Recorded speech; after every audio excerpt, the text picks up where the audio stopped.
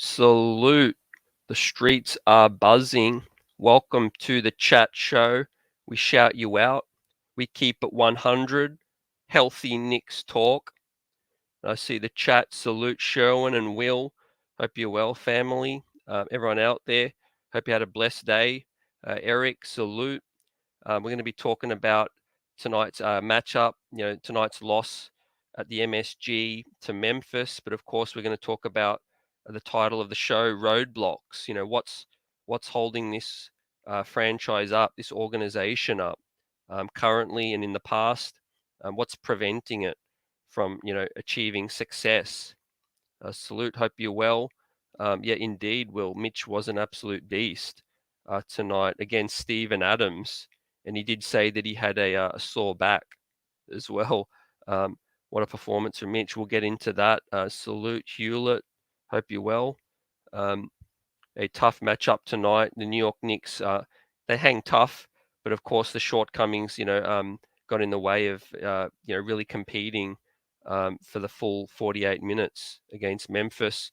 The Jar Show came into town, and they've got a nice young squad out there.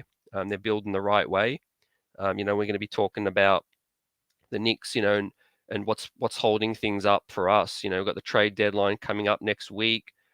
We got, we don't know who's staying, who's going. Obviously, some bigger moves look more imminent in the summer. But of course, it does look likely that the New York Knicks will make a move in the trade deadline. Whether it be a smaller move to clear the logjam, maybe something bigger, comes about. You just never know in this league. I'll pull up the box score from tonight's matchup. We see the numbers there. The New York Knicks did hang with Memphis for most of the night, but they fell down, double digits numerous times. They had to, fight their way back. Fell short numerous times that run. They just couldn't get over the hump. But at the end of the day, you can see there the first quarter was the main thing. The main thing standing in the way of the New York Knicks really winning this game or having a chance. Giving up 35 points, in the first quarter, that's just not going to get it done.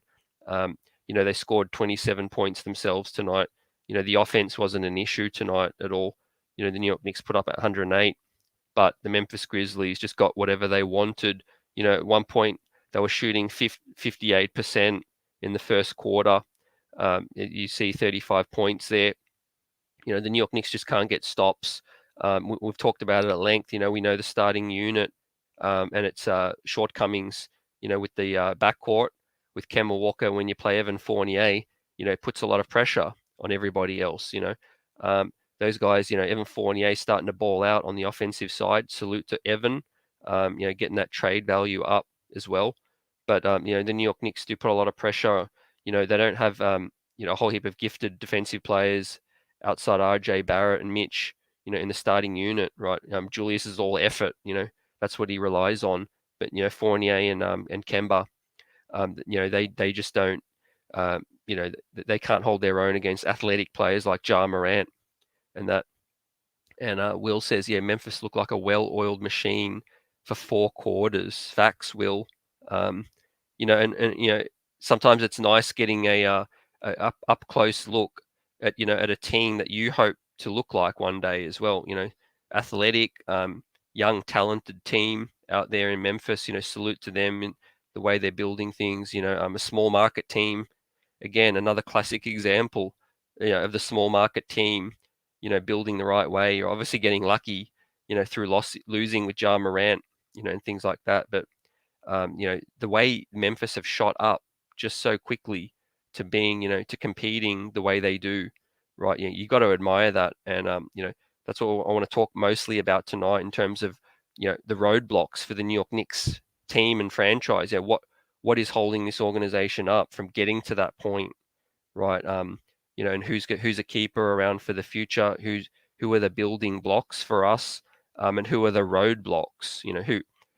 Who's getting in the way of us getting, building the right way and getting this team to where we need. And salute Eric. Yeah, 8 blocks too. Insane. Let's give Mitch his flowers tonight because he balled out, and all consistency. D cool. I see you. Salute. Mitch put in work tonight, and he hears the noise about, will the Knicks want to move on from him, before offering the contract. But either way you slice it or dice it, Mitchell Robinson's come out to ball this season. He has his shortcomings. His free throw shooting needs to improve there. His lack of offensive arsenal. But what Mitch is good at, he really excels at. And I've always said, the Knicks need players that are just excellent at what they do. Right? Let's just start with that. We've got so many players that do a little bit of this and a little bit of that and a little bit of everything. But we just need players that are just excellent at what they do. Right? And you can bank on Mitchell Robinson getting you offensive rebounds. 7 offensive rebounds tonight. Incredible. 11 boards or overall. Was in the positive tonight after playing 30 minutes and was in the positive. 14 points and 8 blocks and 3 turnovers. Hopefully you can cut that out. But the biggest thing is Mitch has shown improvement in so many areas, but the foul, his defense and the foul proneness, in his first 2 seasons, that's just a thing of the past right now. And he is prone to the odd blunder, leaving his feet and things like that. But Mitchell Robinson does has shown enormous growth in terms of holding his own defensively now.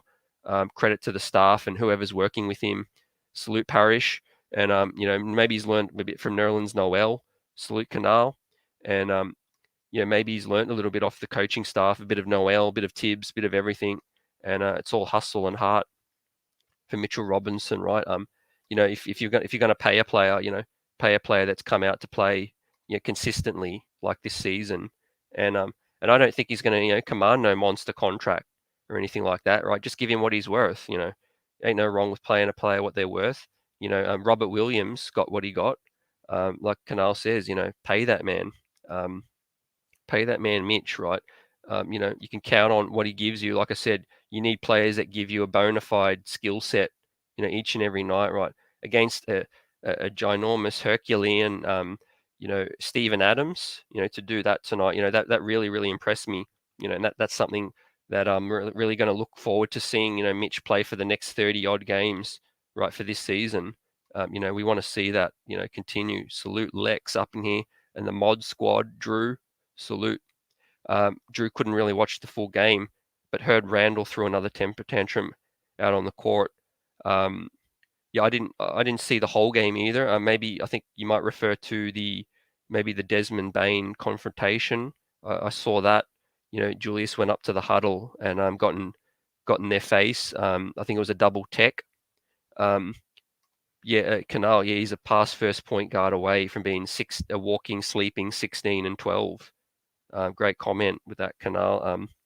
Mitchell Robinson. You guys tell me what's impressed you the most about Mitch. Did you just always think that this was Mitch? He just had it in him, and he just needed some health.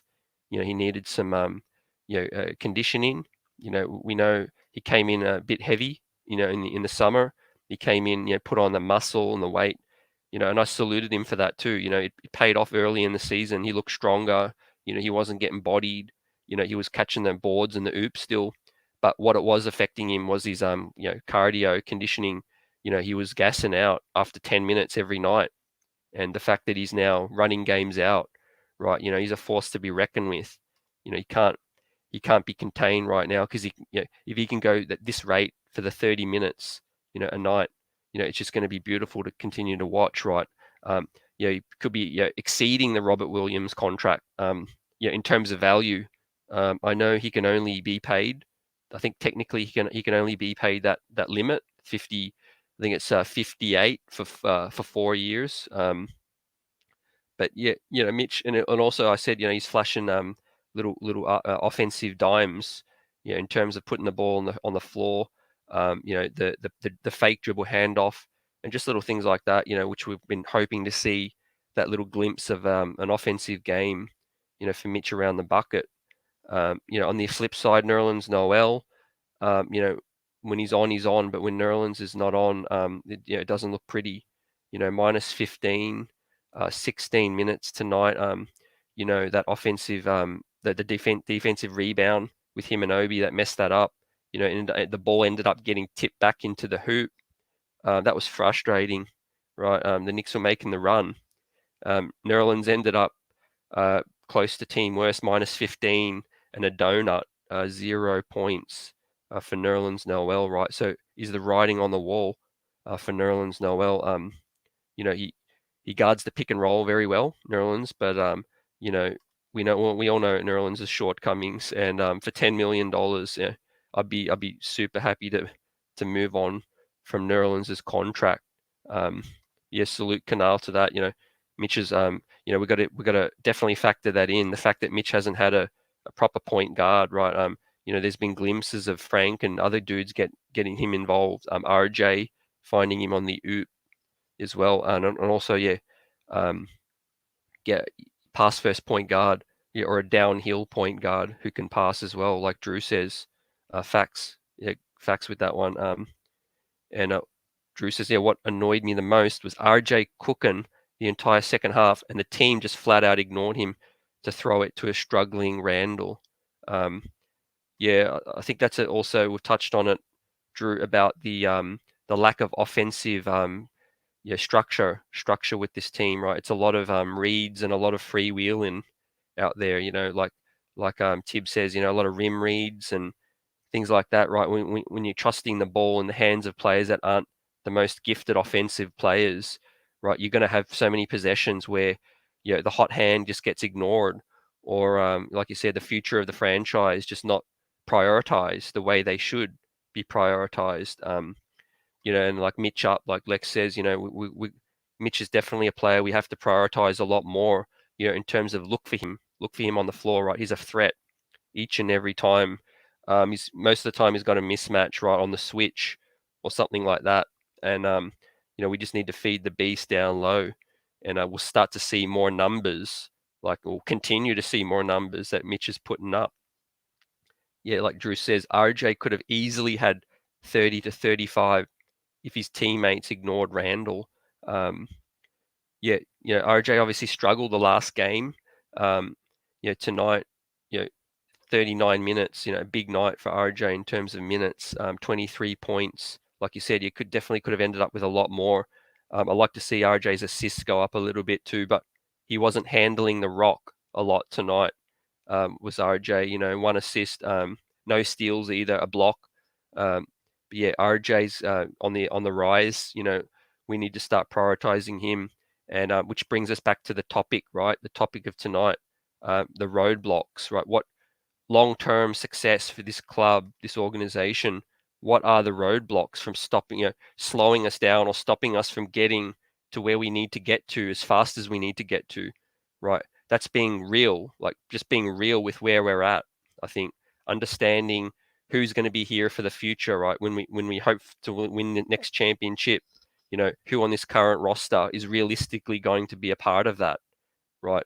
Sometimes you just need to accept where you're at as an organization, right? Somewhat of a small market mentality. Understand who's on this current roster that is going to be around then. Salute Jonathan.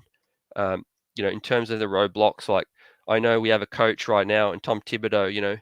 He's a coach to get the best out of a current roster that he has, and that's a positive, but it's a flawed mindset in the way that this roster ain't the roster that's going to win for us. You know what I mean? So it's okay to get the best out of a roster that's not going to win for you. But when you're trying to get to a winning stage as fast as you can, right, is that not referred to as a roadblock? Are we, in some ways fooling ourselves or kidding ourselves with this situation of just trying to make the sixth seed, the seventh seed, the eighth seed, and things like that, rather than just speeding up? There's so many different terms to it, rebuild, all of that, restructure, retool, all of those words you could use to describe it. But yeah, at the end of the day, it's just, prioritizing, the future of your organization. That's the way I look at it, right? You just got to prioritize what's going to get you to a winning, stage as fast as possible, like the Memphis Grizzlies are at right now, right? And you've got to not be afraid of some losing, right, to get there, right, to promote the Deuce McBrides, play the, RJs, heavy minutes, heavy touches, promote the Jericho Sims, Obies, the like, Grimes, everyone like that. Something we've talked about a long time now. The fact is, this organization is on a different timeline, right? There's a split that you could split the roster in half, right? And they're on two exactly different timelines. You've got the Alec Burks, Fournier, Randall, Noel, Taj, Derrick Rose, and anyone else I might be missing. You guys tell me.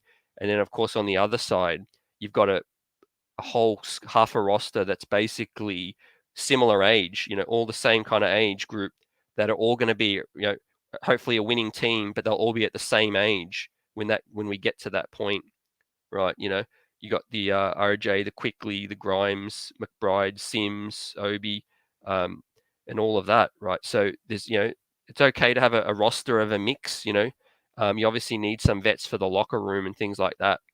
But in terms of Roadblocks, prioritizing these guys' growth, giving them the touches, featuring them more on offense, right? Featuring them, giving them touches, running set plays for them, and also, be okay with some losing as well. So that is the roadblock for me. The biggest roadblock is the pros Tom Thibodeau can bring is actually counterproductive to us getting to where we need to be as soon as we need to get there. I think, which is sustainable winning with a younger, roster right now, to build with, like to get to where a Memphis, a Cleveland is, right now. And let's get to some comments. Drew, I feel Tibbs is too busy trying to expose mismatches on the offensive end instead of trying to create an offensive flow. Mismatches work in college, but not in the pros as well. Yeah, great comment, Drew. Yeah, in the pros, there's obviously a lot of strong defenders, right, that can make up for mismatches and things like that, and can recover a lot faster. Yeah, Jonathan, I'm ready for the front office to trade Kemba now. We can't keep getting zero from him. Hey, that's a salute. 0 points. How did I miss that? Kemba Walker, 17 minutes, didn't play a lot. Was exposed as well on the defensive end again. But yet, when you're playing Kemba Walker, your starting point guard, isn't his strength offense? He doesn't give us a single point. That's trouble. That's trouble right there. D nice, salute. Has Randall been traded yet? The clock's ticking right now on everybody. D nice, the front office, Randall, Tibbs, you name it. Right now, decisions are gonna have to be made. Julius Randall, people refer to roadblocks. Maybe he is that roadblock, holding this team up from getting to where we need to get to. D nice. I can expect the Randall decision to be made in the summer. I think I just don't see the options being available in this trade deadline. There's a chance it could happen. In this NBA, we've all seen crazier things. I think I'd probably put it at a 10% chance if I had to choose an actual percentage. If you wanted me to give you a percentage on Randall getting moved at the deadline, I'll give you 10% on that. It's going to come down to a lot of heart to heart, a lot of man to man conversations being had with him and the organization. Maybe some more dysfunction happen in the next week. Maybe just an offer that's too good to refuse. But yeah, I put it at a 10% chance this deadline. But in the summer, in this upcoming summer, hey, I could give you a 50-50 chance. 50-50 chance that Julius Randle is no longer a New York Knick at the start of on opening night next season as well. And it goes back to the roadblocks. Like I said, does the organization look at it and to see, okay, we're not gonna tank per se, but we're gonna prioritize, the future timeline. It's like Back to the Future.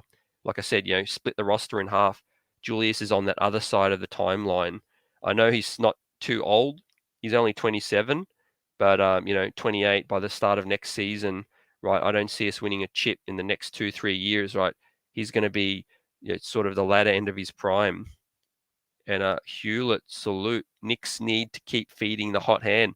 This is why we need a point guard to control situations like that. We really miss Rose leadership out there. Yeah, absolutely, that we do, Hewlett. And we've all seen how different this squad looks like with Derrick Rose out there, not just because of his scoring, but everything just seems to flow so much better when Rose is out there, right? And we need a younger Rose to solve our point guard issues, right, for the future.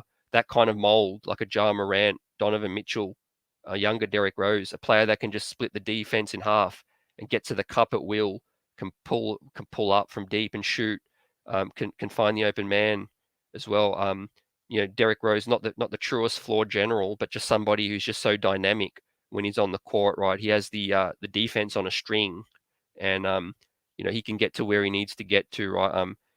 Just athletes in general. That is another roadblock, that I'll give you. This team, New York Knicks, we've been devoid of athletes, for so long. Salute Manchild, um, and salute Big Task, athletes. Mitchell Robinson is an athlete.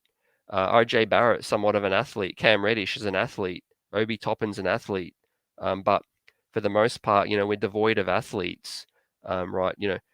We've all seen Alec Burks try to finish on the fast break. Evan Fournier trying to finish on a fast break. Even Julius, to an extent, struggle. But I did like to see Quentin Grimes. We'll get into more of the youth later in the show. But Quentin Grimes, nice fast break finish there. 6'5", got hops. Can run the break and actually throw it down. Right, I was actually happy a player threw it down, right, and didn't just lay it up for once. Right, we've had so many chase down blocks. Right, I've got nightmares watching that.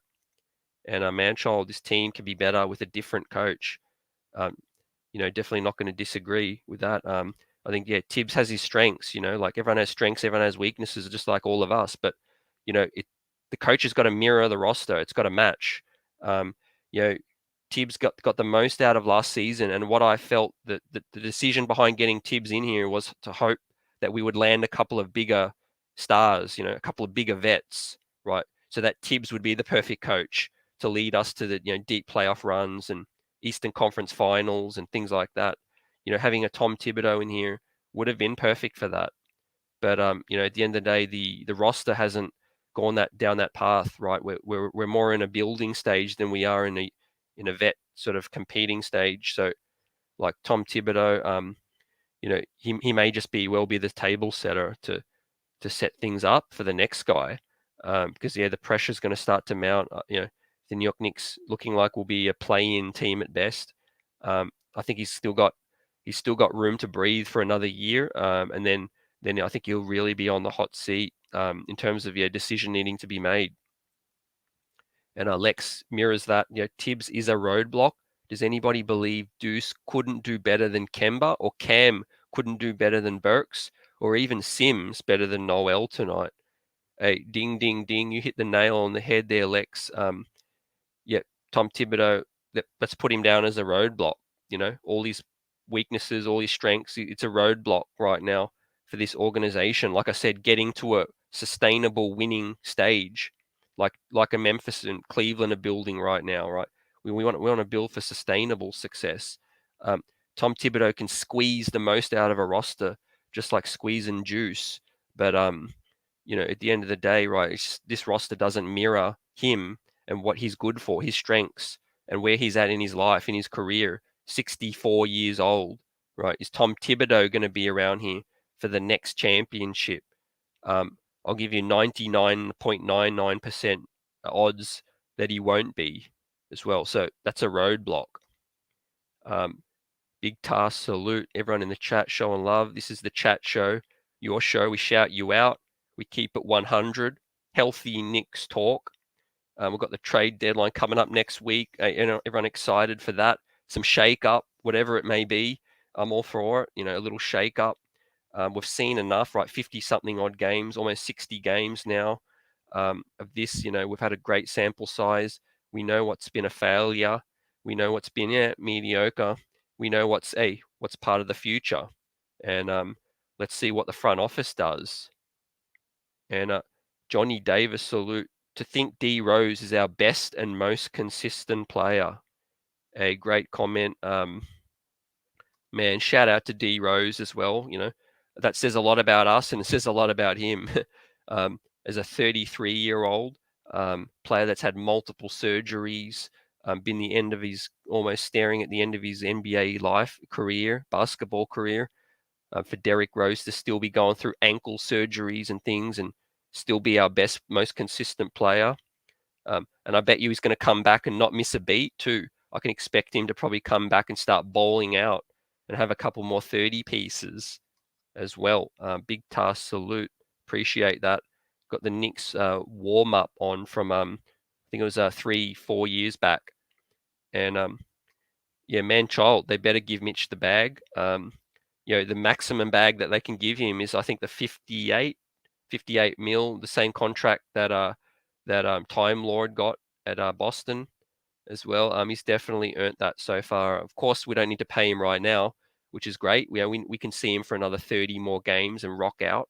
But yeah, his agent's probably, getting ready, getting the paperwork ready right now after tonight's performance, throw up the box score again.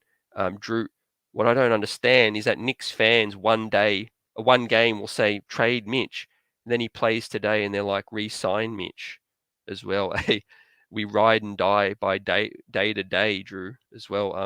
And I guess that reeks of the inconsistencies of these players, right? To be fair, some nights Mitch does look like a hot mess. But yeah, I guess as a building organization, great point. You just need patience. Like Memphis, Cleveland, you've just got to accept that a young player is going to look awful on certain nights, right? You can't just be quick to throw them and throw them in the trash can, right? You've got to work with them, right? Every single player that made it to the NBA, even let alone highly touted, has so much talent, unlocked talent that that they could be something one day. Hands down, they got to where they were, which was a great achievement. And I think some of these players just get thrown away too much, or too quick. And like Lex says, I'm afraid when Rose comes back, Tibbs going to run him into the ground again. Yeah, rinse and repeat, Lex. I could see that happening all day, every day as well. Especially when Tibbs is coaching for his future success, and he's trying to make it to the playoffs. Derrick Rose is going to be central to that. We all see the writing on the wall. We see this movie that's going to come before our eyes. But I just hope for D Rose he stays healthy. Maybe we trade him in the summer.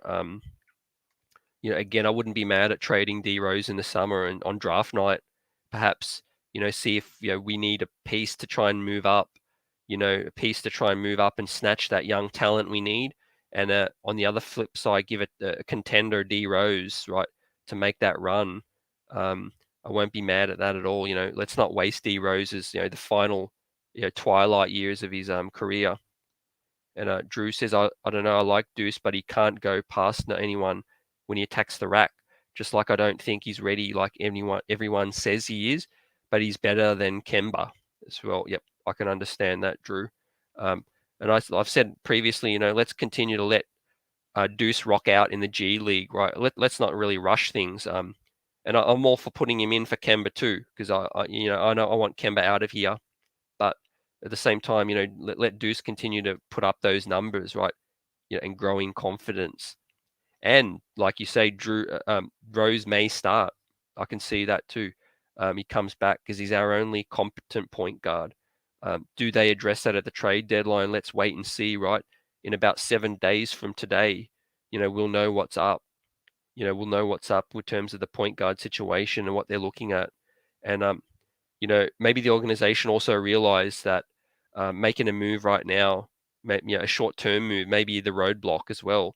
Maybe we just need to wait till the summer and play a mixture of quickly Deuce, Burks a little bit, Rose a little bit, and then buy out Kemba or trade Kemba.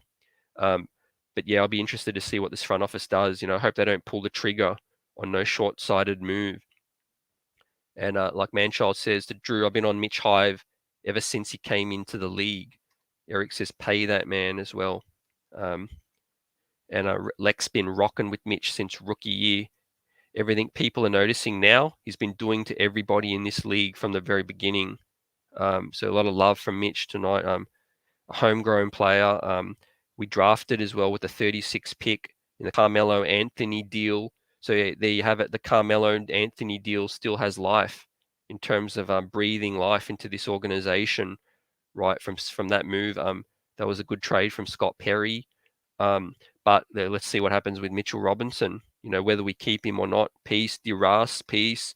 I've said if Mitch breaks the Charlie Ward curse, gets re-signed, the first Knicks drafted rookie, signing a contract extension, you'll see me rocking a Mitch jersey that very next week or whenever, as soon as it can come.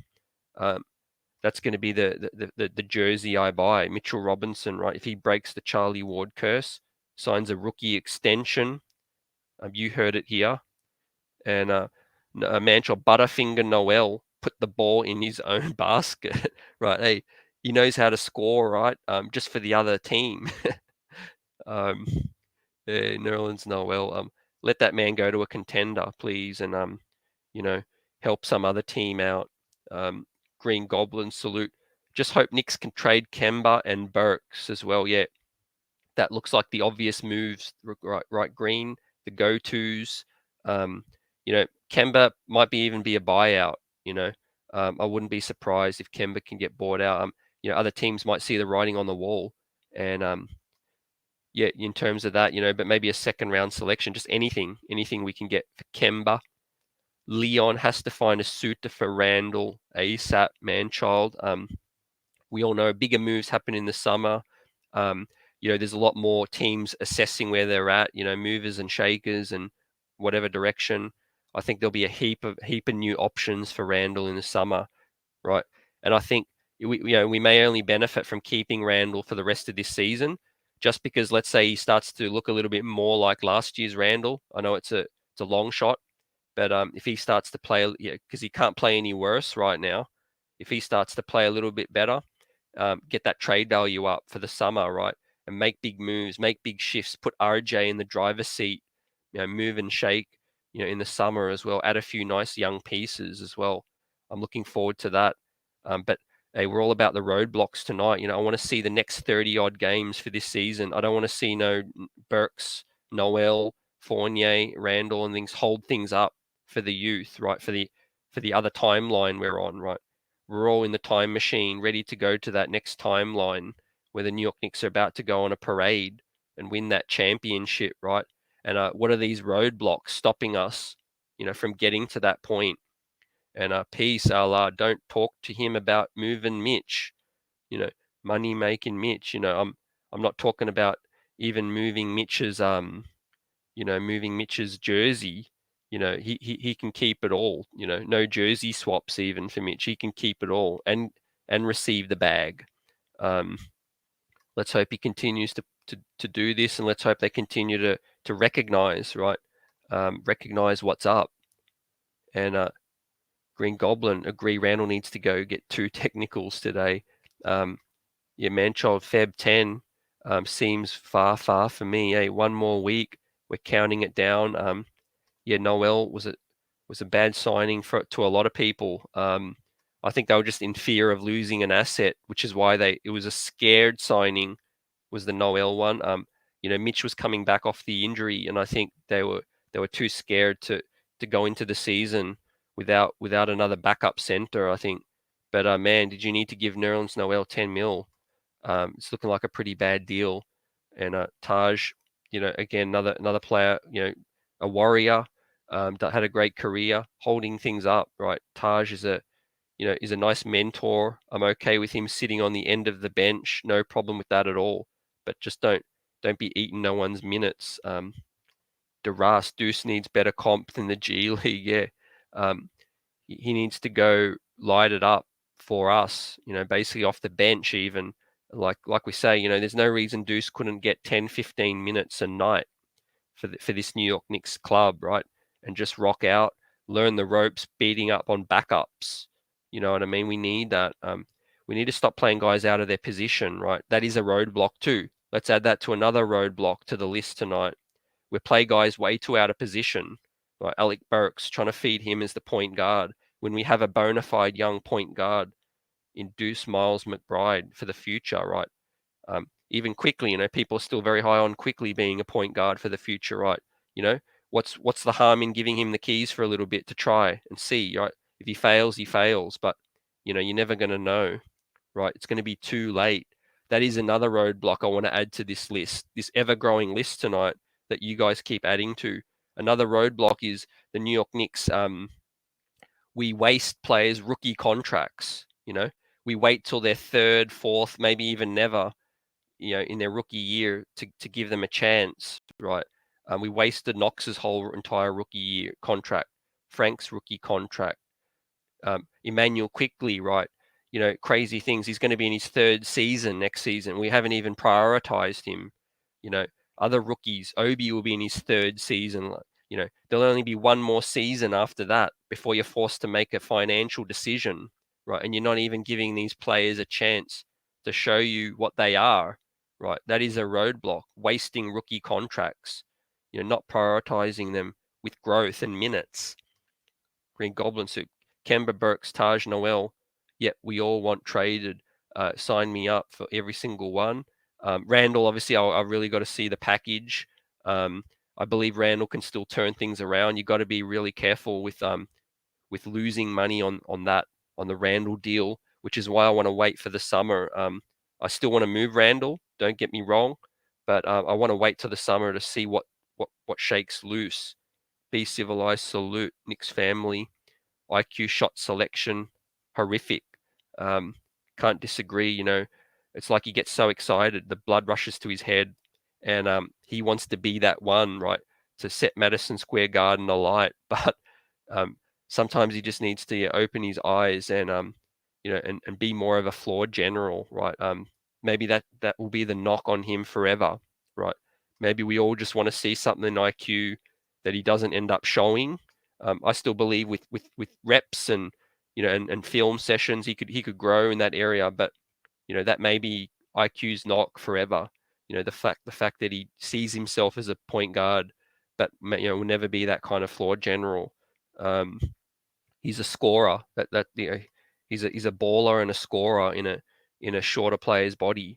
Drew is also, I just don't think RJ is a small forward.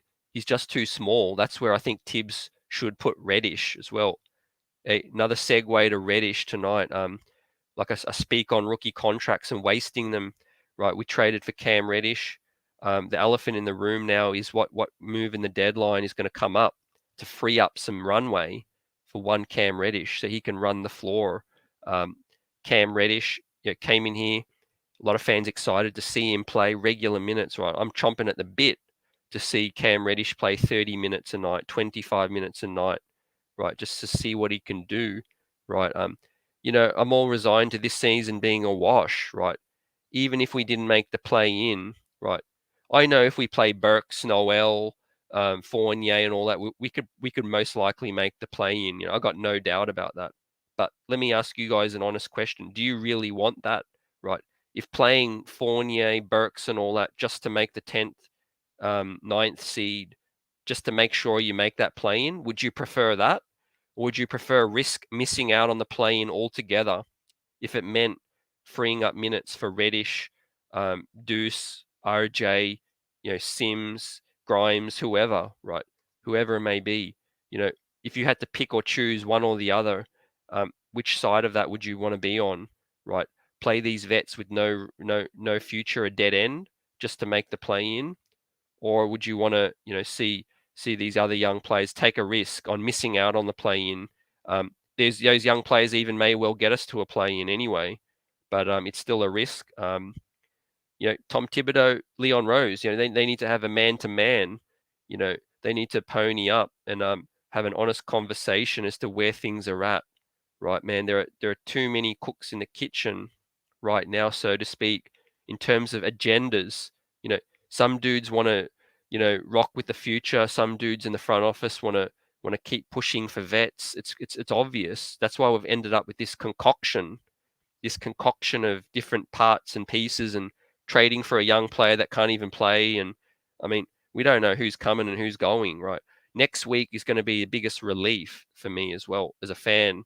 Not only am I excited for the trade deadline, but it's going to be a huge relief, right?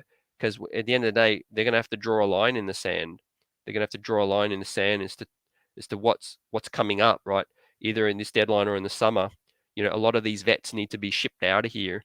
And Green Goblin says, "Nah, Randall mindset tells me a lot." Yep, Yeah, absolutely, that it does. E. Gibson, salute E. We don't really have anyone who can run or facilitate the offense as well. Yeah, that's another thing holding us back. The roadblock we add to that, and also the coaching, the offense, the way it's coached, right? When you don't have a couple of players that that really deserve the ball to run through, it's just freestyling right now. Isolation. Julius isn't the most talented player to be such an ISO heavy player as well, right? He needs to work overtime just to get a shot up, right? It's insane. And Green says ESPN Trade Machine tells you each player's salary in a trade as well. Salute. Green, yep, on the train, take a risk on the youth as well. Like I said, Roadblocks, Evan Fournier, Burks, that whole mindset of pushing for a play in. It has some pros, a very few pros to me. Obviously, good experience, for the young players if they do play in a play-in game.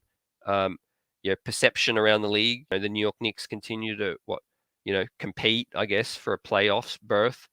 That's good perception, but sometimes you just do need to take a hit, right? Take a bullet for betterment of the future. The New York Knicks can get to a Memphis or a Cleveland point if they prioritize the next phase, the youth, a bit quicker. I think, right. The longer we're held up with these vets that aren't going to get us there, and that is holding us up, and it's a roadblock. And I think it would be tough just to make the play in with the second toughest schedule rest of the season. Yeah, good point as well. That's another factor we should look ourselves in the mirror and realize that the schedule is just absolutely brutal. It's going to be brutal. We're not the healthiest of squad either. What happens if D Rose isn't able to play back to backs? Kemba, Kemba's just a liability for us at the moment as well. Tonight hit up a donut tonight. Is Kemba Walker just checked out? Probably, I would say so now. He probably knows he's about to get moved. And I just think, Kemba Walker just wasn't in the game much tonight, right? You could see him usually plays with so much happiness and excitement, things like that, right? Kemba Walker just didn't look that tonight. He's getting ready to hopefully be in his new destination. Manchild Randall looks like someone who doesn't want to be a Knick no more as well. It's so funny, he keeps putting subliminals out there saying, articles with The Athletic and, being happy in the media in front of the press conference and things like that. But you're right, your body language and your attitude on the court tells everybody what's up right there and then, If you're not happy in your job, right, you're going to look miserable while you're actually on shift, right? While you're working, you're going to look miserable. When Julius Randle's out there, whether for whatever reasons, he's not happy with his teammates, he's not happy with the talent around him, whatever it may be, but he doesn't look as invested, right? Doesn't look super invested at all. Tom Thibodeau believes him a lot, gives him a much longer leash, right? Despite what anyone says, Julius Randle gets the longest leash that Tom Thibodeau has given out of anybody. And,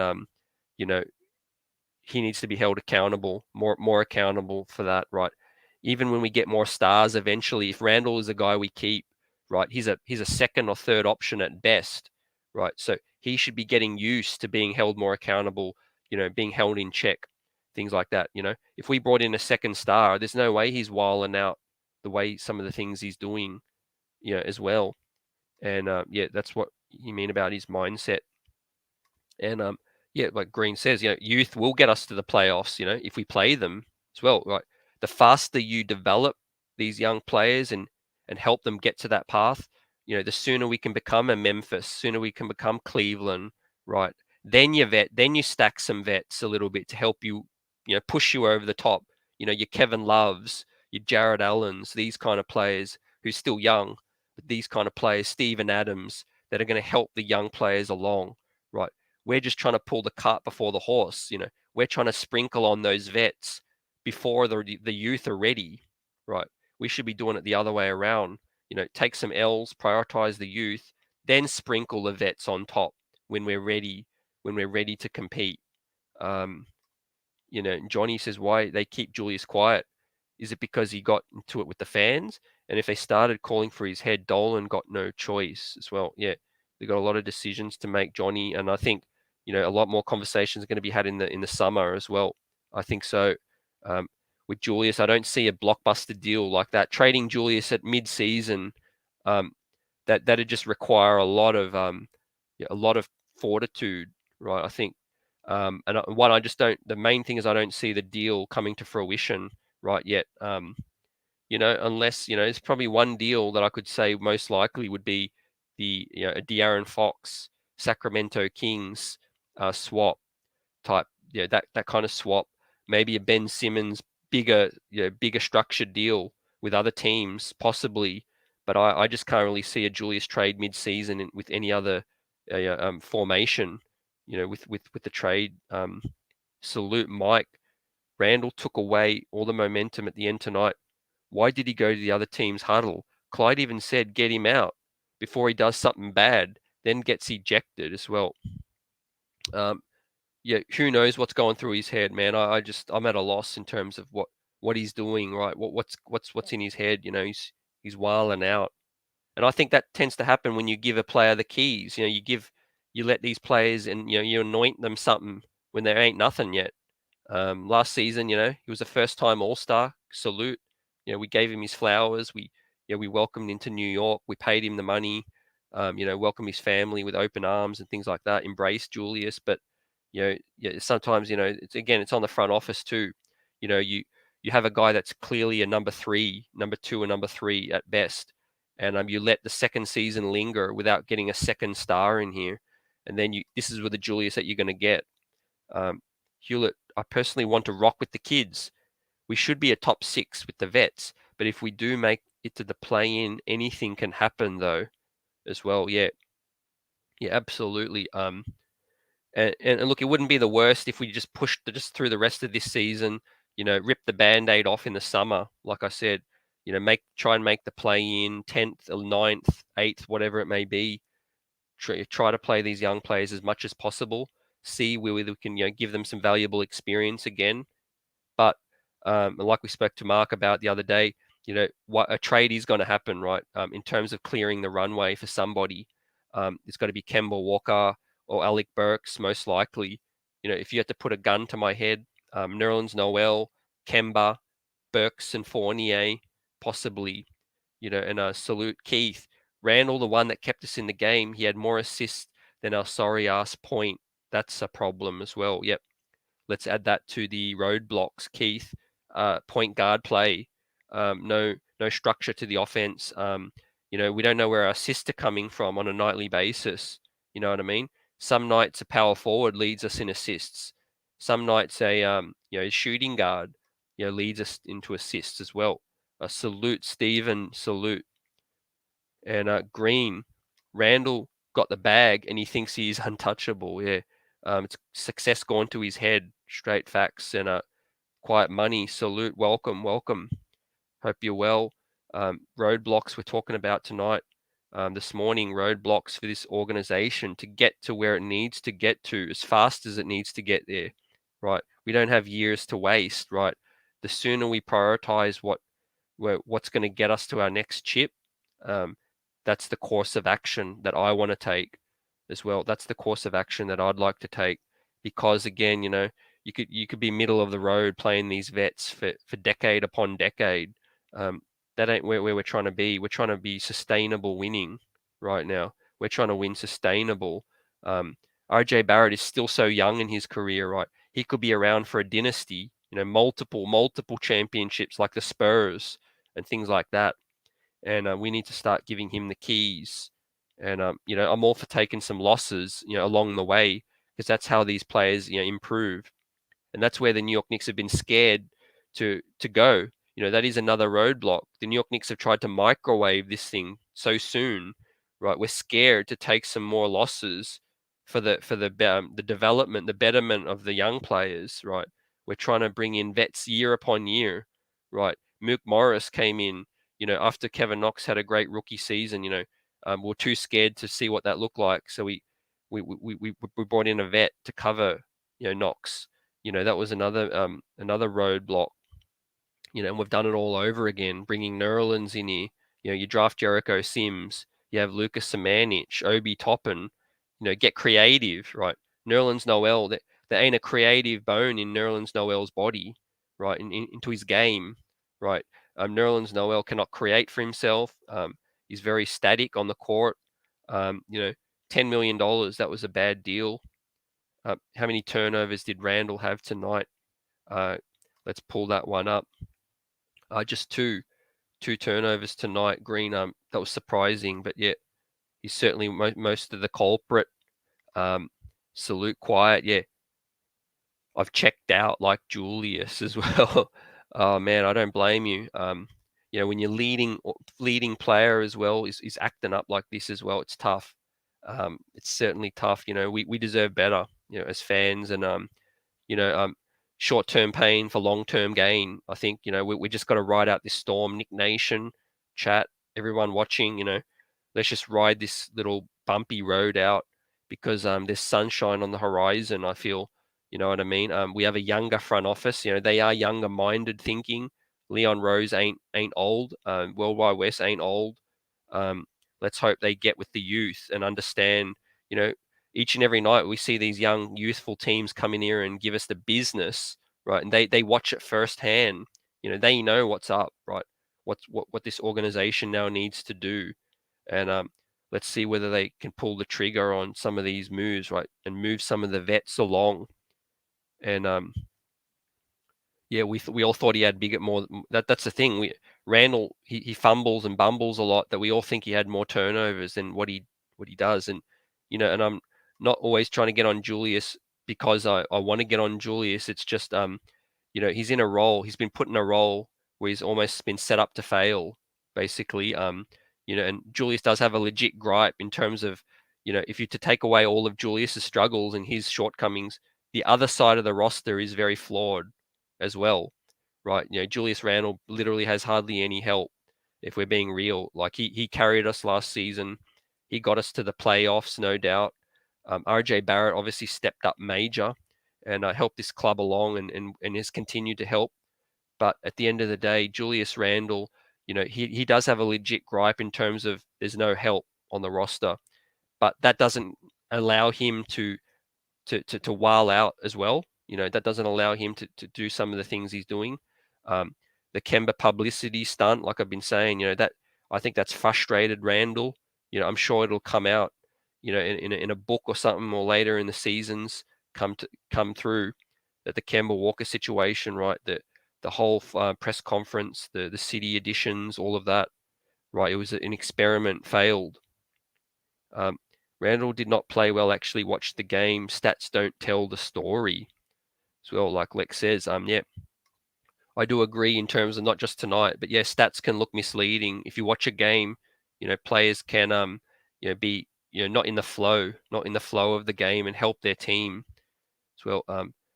Randall was 7 of 18 today. Eric says as well. Yep, and plus the 2 techs for an ejection as well. Frustration boiling over, right? Trade deadline around the corner. Quiet money up in here. The chat on fire. Got this thing buzzing like always.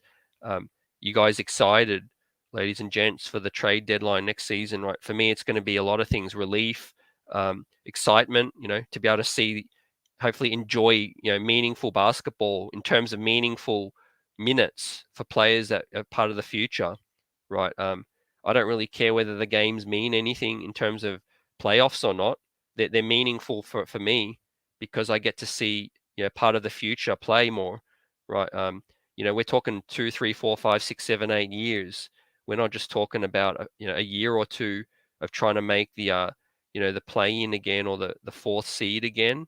I'm trying to get to sustainable winning, right? There's 30 teams in the NBA, right? I'm tired of being run of the mill, right? Look at what Memphis is doing tonight.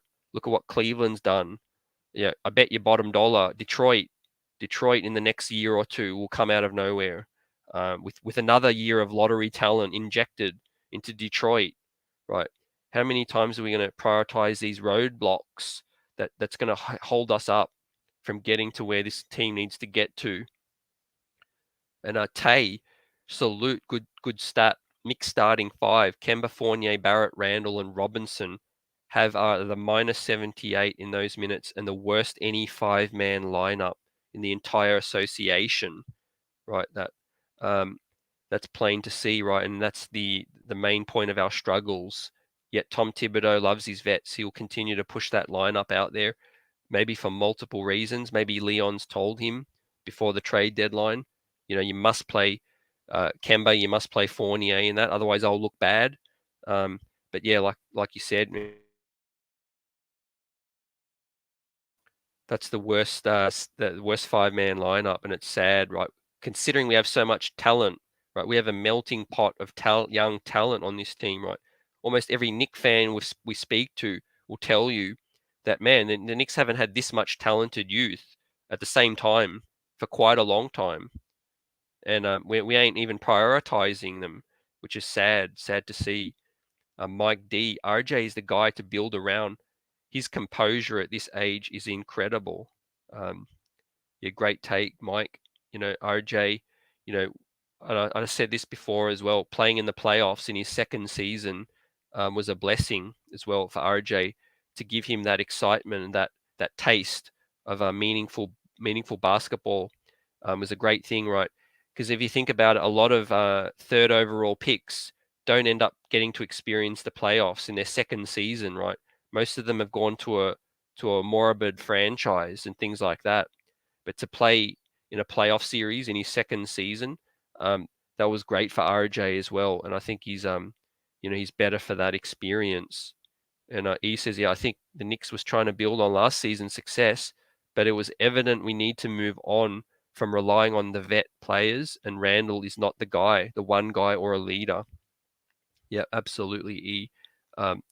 This season, it hasn't been a disaster, so to speak, because there's still positives, to come out of this season. There's been quite a few positives, Mitch, RJ, Grimes, and hopefully many, many more positives to come from the rest of this year. But yeah, all in all, it's been a failure because we've been expecting to continue from last season by re-signing, a lot of these vets.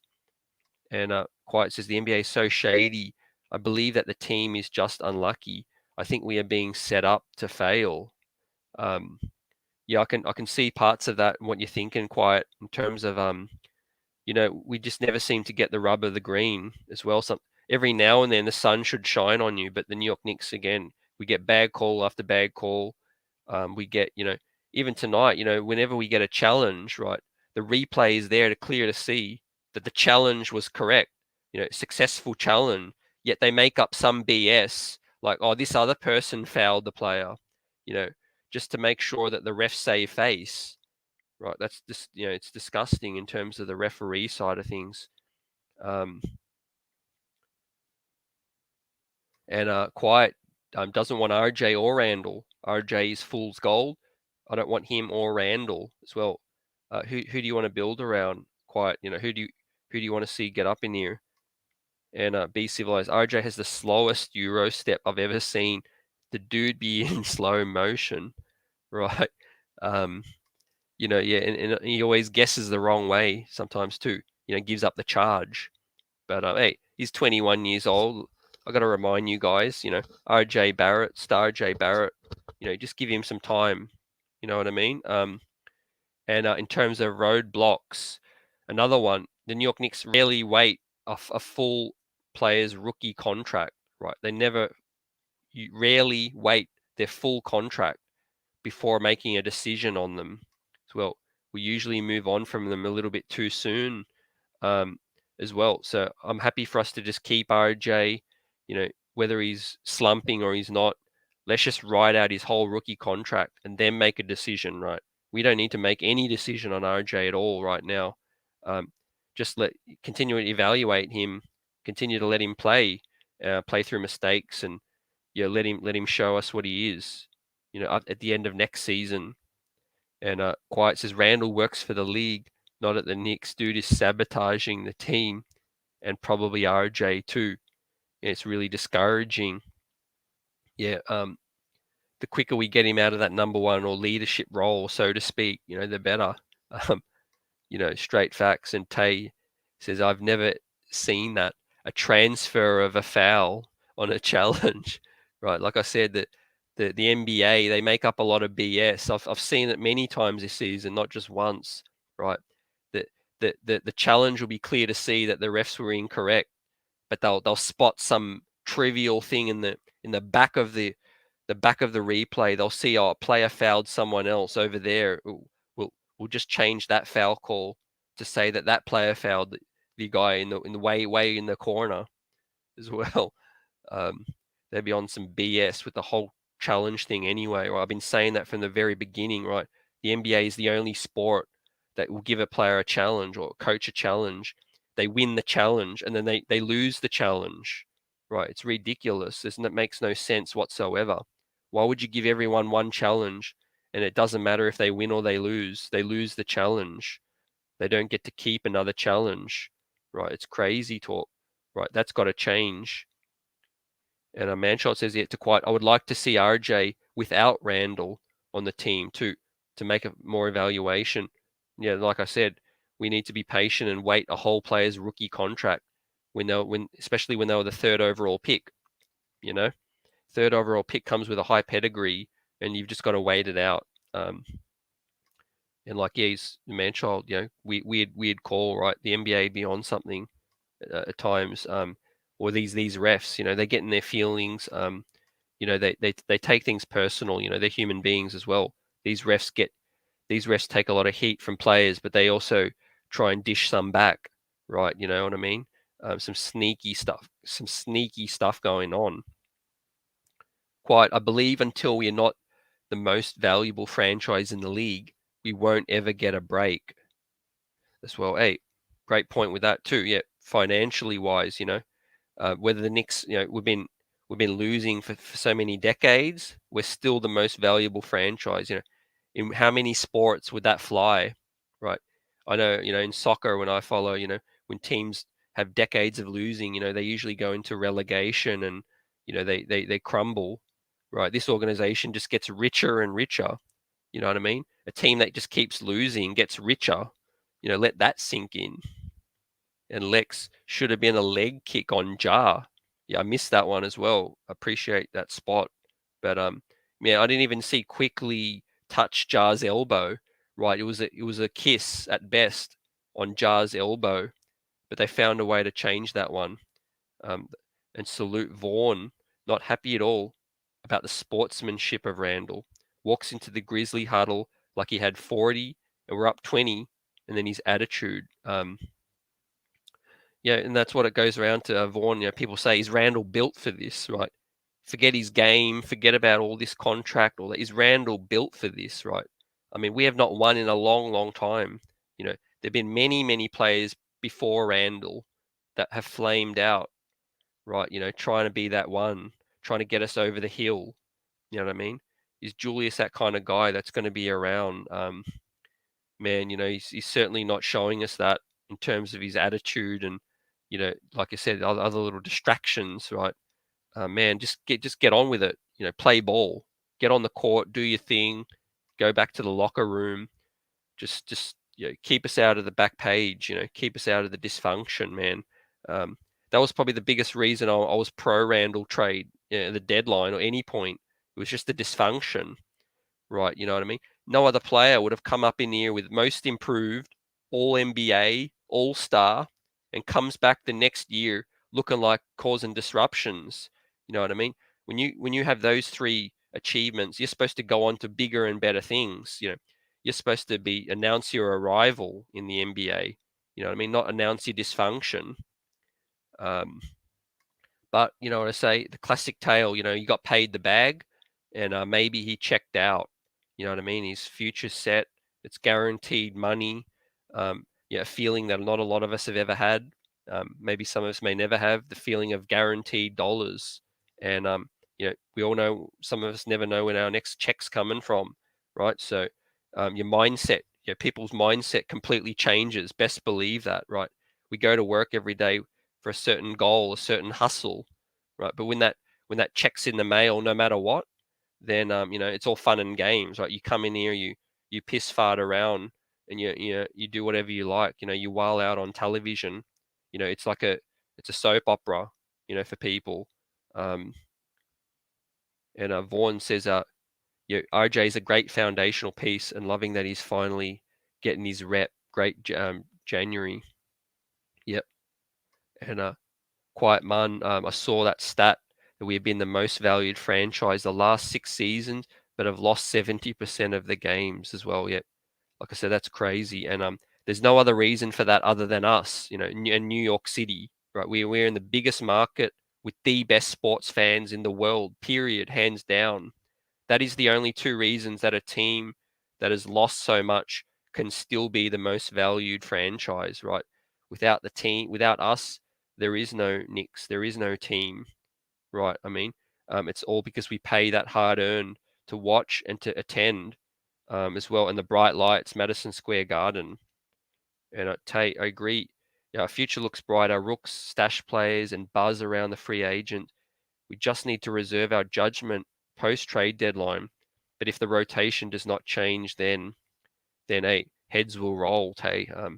No doubt, right? We've seen regime after regime. I've been a 30-year fan. I've seen everybody flame out, and no name is too big for New York, right? If you don't achieve success, you'll be out of here, right? Tom Thibodeau, best believe, right? He's just warming the seat, right? Every coach is hired to be fired one day, right? And he's going to go down on his own sword one day. It's going to happen eventually, but what is his legacy going to be in New York? We don't know. Either he's going to be stubborn and just push what he's doing, push his agenda, these vets and things, or is Leon Rose going to be the one to have to actually cut him off and say no, we're pivoting. Stick around for another year or two because we don't want to pay. James Dolan doesn't want to pay another broken contract, but get with the program.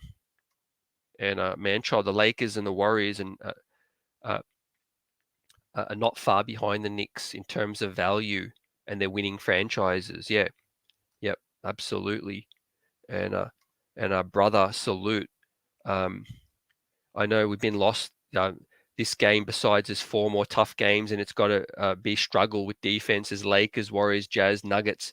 That's why I said bring youngsters players until the trade deadline. Yeah, brother, we're hitting that roadblock right now in terms of schedule. Right, schedule's not kind to the New York Knicks coming up this season.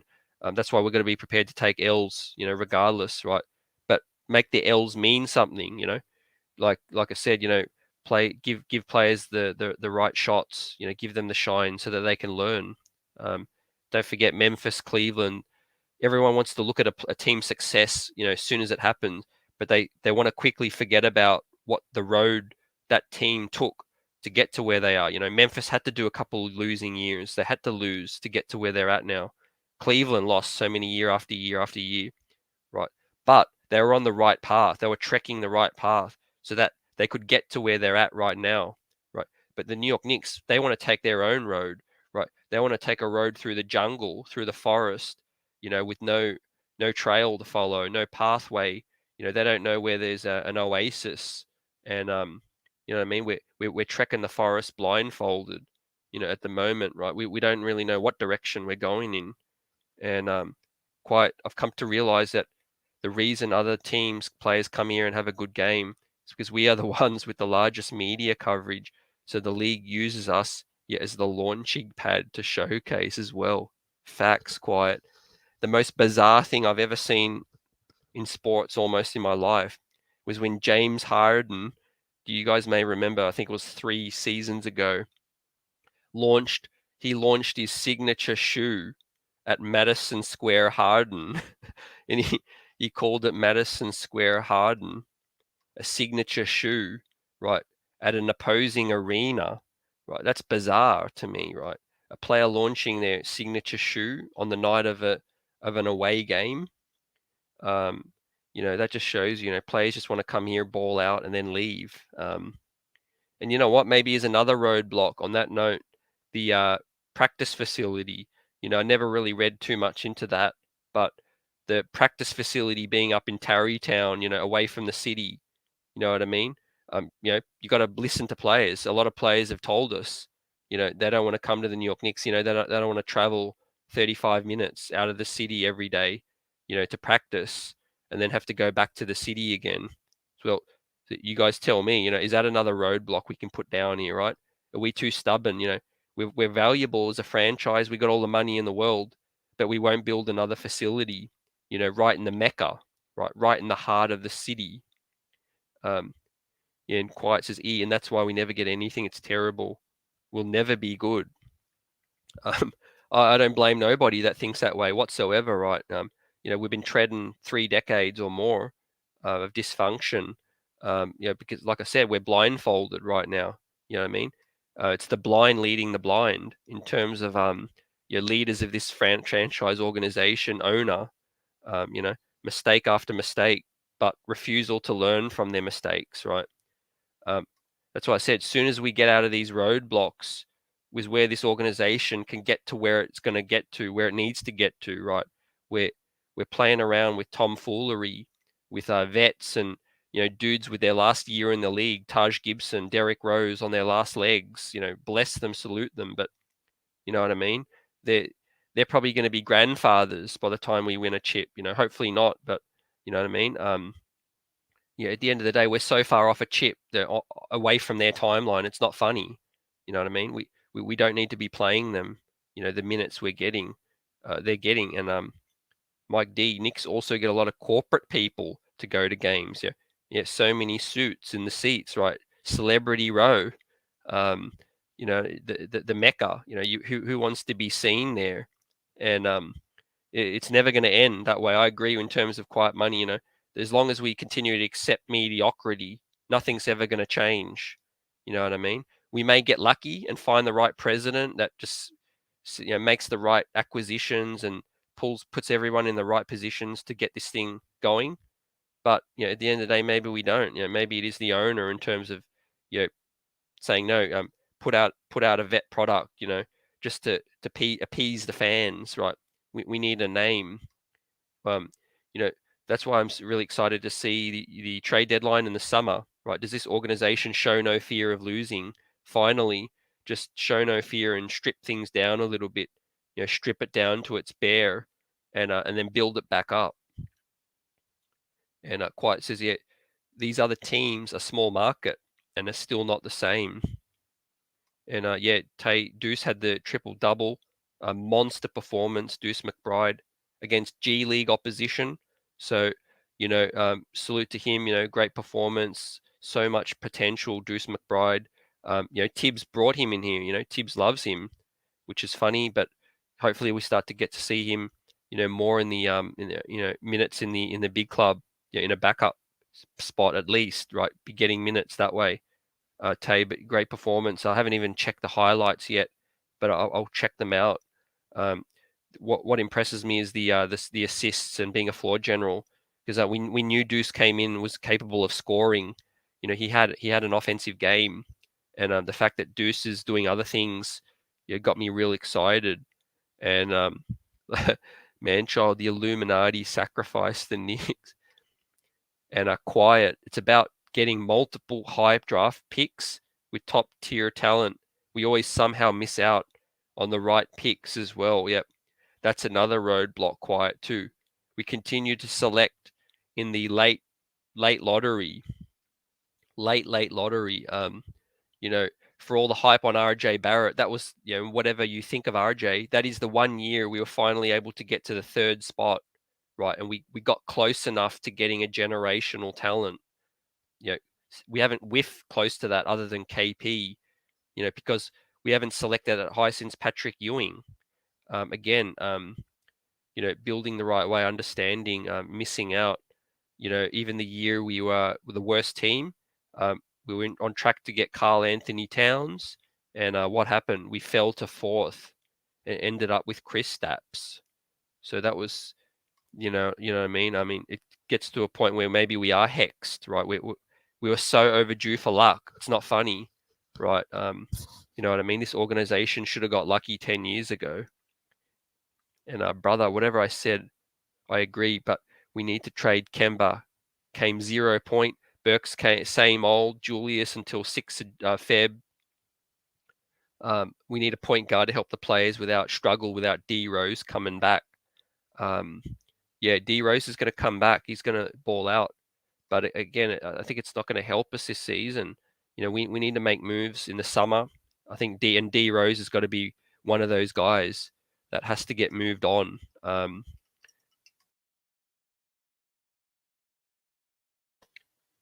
Yeah, tomfoolery Thibodeau. Like Lex says, and I said earlier, Tom Thibodeau has his strengths. You know what I mean? You put the right roster for him. You could coach it up to compete mode, whatever it is. But we're just pulling the cart before the horse. We're doing it the wrong way around. You know what I mean? We're putting Tom Thibodeau in here before we brought in the winning players. You know what I mean? You bring Tom Thibodeau in here when all we have is young players that we need to grow and develop. You know what I mean? We should have done the other way around.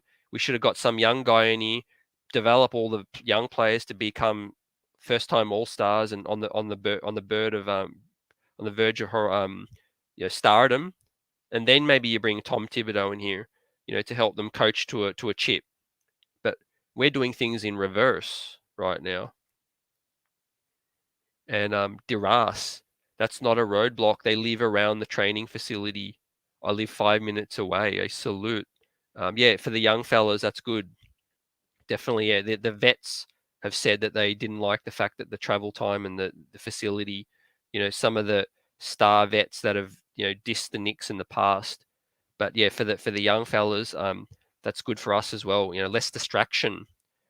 And Quite says, yeah, why are we forced to play Kemba while his last two teams cut him with no prob? Tibbs bench Kemba and the entire league goes crazy, right? So fraudulent, right? I know, facts. Quite. That's healthy Knicks talk there. Because yeah, it doesn't fit the narrative. The narrative is, oh, Kemba's such a great guy. How could the Knicks do that to him? He's been such a darling of the league for so long, right? Half the league don't even watch Knicks games, if you're honest. They don't know what goes on, right? Even the TNT, ESPN guys and that, right? They'll chime in, but they don't really watch us on a nightly basis. And the proof was in the statistics. That's how crazy it was. We are the worst five-man unit in the whole NBA. Our starting unit is the worst five-man unit. No bench unit is even worse than that. And like you said, two teams cut Kemba, right? We were the third. We were just the third along the line to want to cut bait with Kemba, but yet it's just it hasn't worked out. And I tweeted it. I got receipts to pull up. It was fool's gold when Kemba put up 44, when he put up that Christmas Day piece, when he came back Eastern Conference Player of the Week. I was saluting him and I was respecting his game, but I was saying this is not sustainable, right? We've all seen Kemba Walker. Those knees don't just suddenly heal.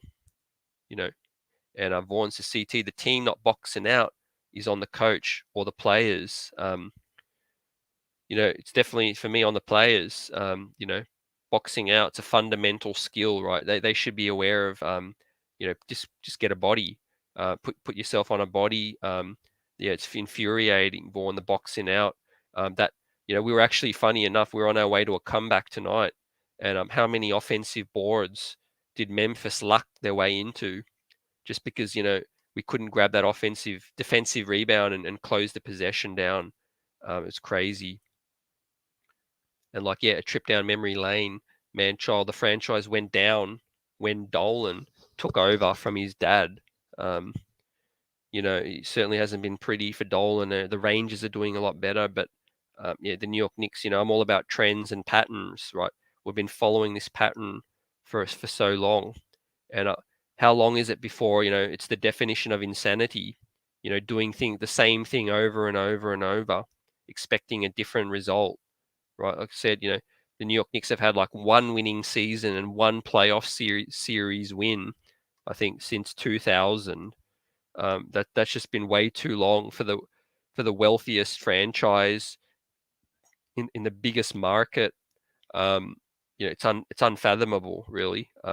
If I'd told this to someone who didn't know anything about the sport, they would probably look at me sideways, just because it's so hard to understand, especially when you relate it to other sports. But yeah, basketball, it's just a funny sport. It's a funny game. The way this thing is structured, right? The NBA, and the lottery system, and all that lottery BS and things like that. It's crazy. Like he says, Tibbs isn't really the coach to develop young players. We brought in the wrong coach for where we're at.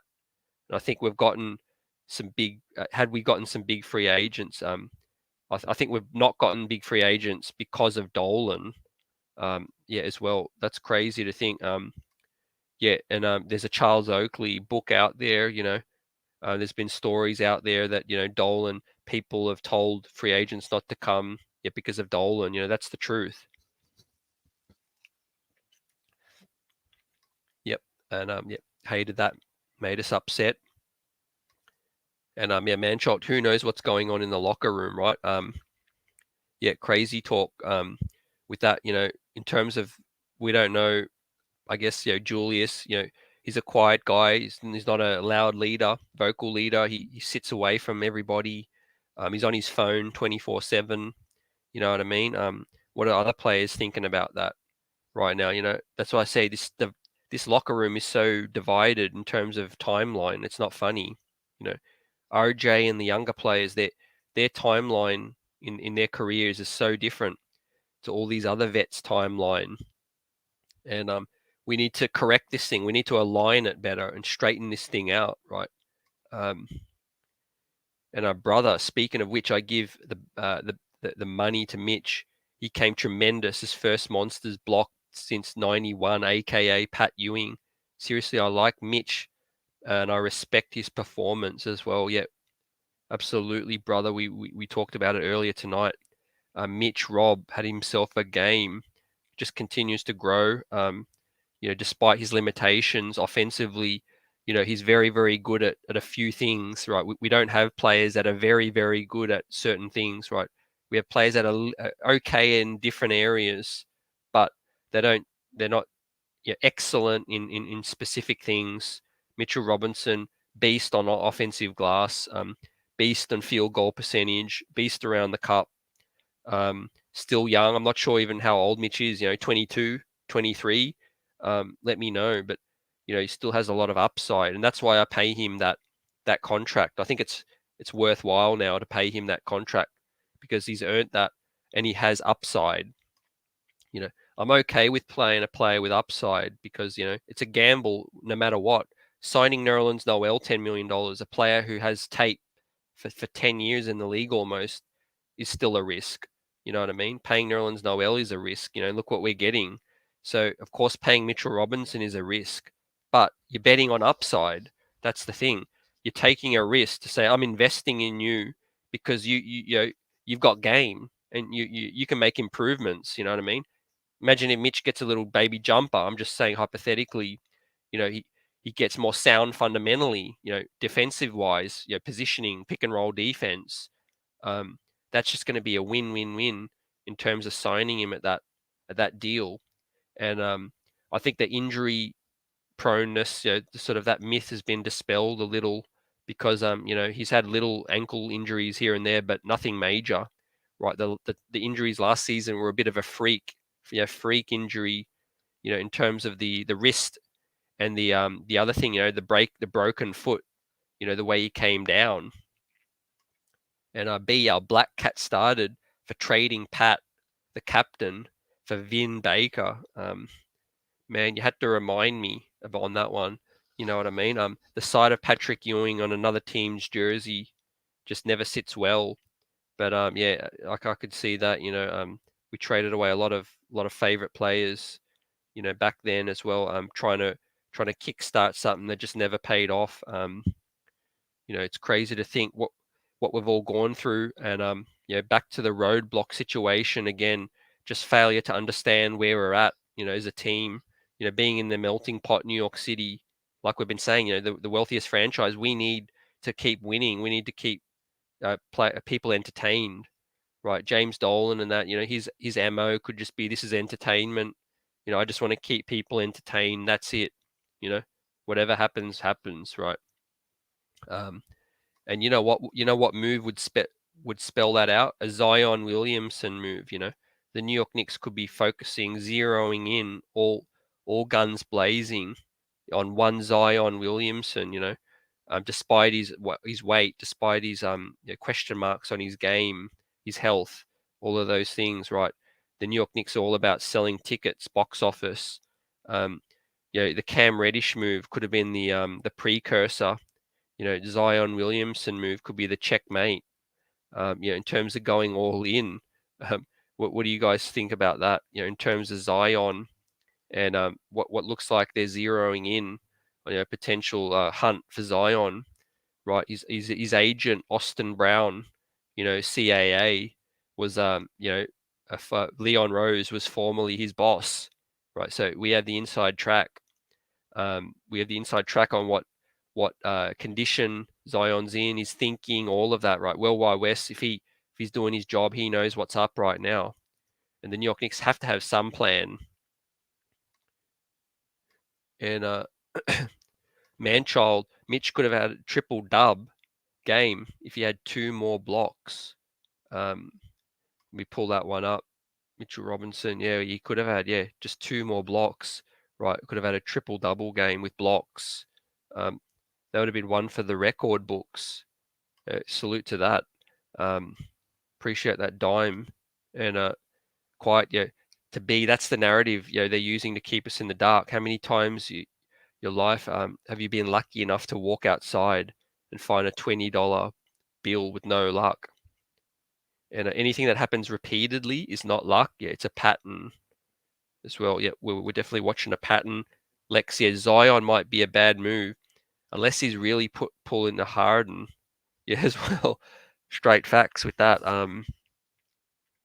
And I think part of that is a Harden, really. Yeah, he could get right. Like if he really, really wanted to, you know what I mean? You can't say a 22-year-old, 23-year-old can't get in the gym, stop eating, junk food and get right. Like absolutely could get right. If you took all his bread away, you'd see him get right instantly. I think the fact that he's demotivated too. He's in a market he's not happy in. He's in a losing club.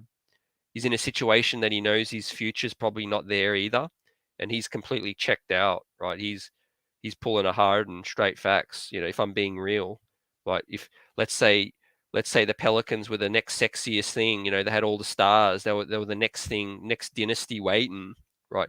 You'd see Zion get right. You'd see him play well, motivated, healthy, all of that, right? He just doesn't want to be there because they're on the path to nowhere right now, like Sacramento. And brother, seriously, I want D Fox into the trade, but seriously, really, I do want that. What else? But Zion, it's got to be much besides. There's no way I could think about Duke 2.0. Yeah, that's the other thing that would be crazy to realize, right? The biggest trio in college hoops, all being on the New York Knicks at the same time. But what's crazy? We're only one piece away from that, and that piece is due to be a free agent in I think one more year. I think 1 or 2 more years. And you guys tell me, do you think we see the first time in NBA history, a player take the qualifying offer, a player of Zion's profile take the qualifying offer as well? I'll believe it when I see it, but if anyone's going to do it, Zion's going to do it. I feel because he's got the money, he's got the Jumpman deal, he's got everything going for him. He doesn't need that if he really wants to get out of that situation. And for that small percent that may pay off, it may be worth the gamble. If you could imagine a healthy Zion in New York City, box office, everyone in their seats, James Dolan would be excited, happy, got what he want. Duke 2.0. That would be crazy if the New York Knicks could finally pull that off. But knowing us, we probably pull it off and Zion breaks his foot or turns out to be Greg Oden or something like that, So that's just the PTSD in us. Whenever we put all our chips into that one table, it ends up being the wrong hand. Like with Kyrie, with well, maybe not with Kyrie because of what happened, but with KD, LeBron, all of that, putting all our chips in the middle of the table at the wrong time. That's that. That you can't rule that out. And Robinson put on weight with the same injury as Zion. It takes some time. Knicks should go all in. Yep. Let's see. And the beautiful thing is we have the inside track. Let's see what the Pels do, right? Because the Pels are in a situation, right? They're losing leverage by the day, right? These Pels, they're not in no position to be negotiating nothing, right? Um, straight facts that they're in a situation that's going to be extremely dicey for them. So let's see. But salute to the chat. You guys are on fire after a loss. We're talking about the future of this team, right? That's what counts right now, right? We're living through the now, but the future is what's got us excited and, is what we need to look forward to, right? So how do we clear these roadblocks? How do we get past them? What are these roadblocks? Keep adding to it. As an organization in the past and right now in the present, what are the roadblocks? The trade deadline's coming up, and it's almost like we're just clearing that first mile, and we can finally get over the hump, to the other side, and see some young players start balling out more. Mitch playing more minutes, Deuce, Cam Reddish. We need to see that. We will see that. Cam Reddish, the front office wants to see Cam play as well. So we're going to get a quarter of a season to see what that looks like with Cam Reddish up in here. Who's the one that gets shipped out? Stay tuned. Let's find out next week. We've got some big shows in the works with some guests up in here. We're going to be doing trade deadline shows for everybody out here. It's going to be nice. It's going to be fun. New York Knicks have stayed pat at the deadline for the last couple of years, and that's not going to be the case this season, right? There's going to be some late night wheeling and dealing. We're going to be on our phones. We're going to be up in here talking about it, and who's the one that's going to get their plane ticket and shipped out of here? Because there's going to be some players, get that phone call from their agent, and look out for them to start playing tight. And brother, besides you would trade with Zion, think about you could trade RJ with Obi, an IQ plus youngster piece, bunch of money. Look, I think RJ wouldn't be in the deal, but yeah, it's tough to think about a Zion trade. Absolutely, man. Right now, it's just too many parts and moving pieces.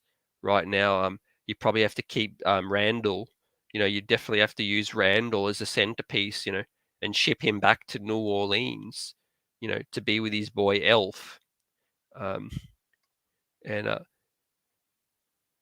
Lex Mitch weight wasn't fat though. Yeah, it was muscle. And Manchild, what if Zion becomes Odin 2.0? Yeah, I could definitely see that as well. And Quiet, yeah, it's not PTSD. That's what the league does to us.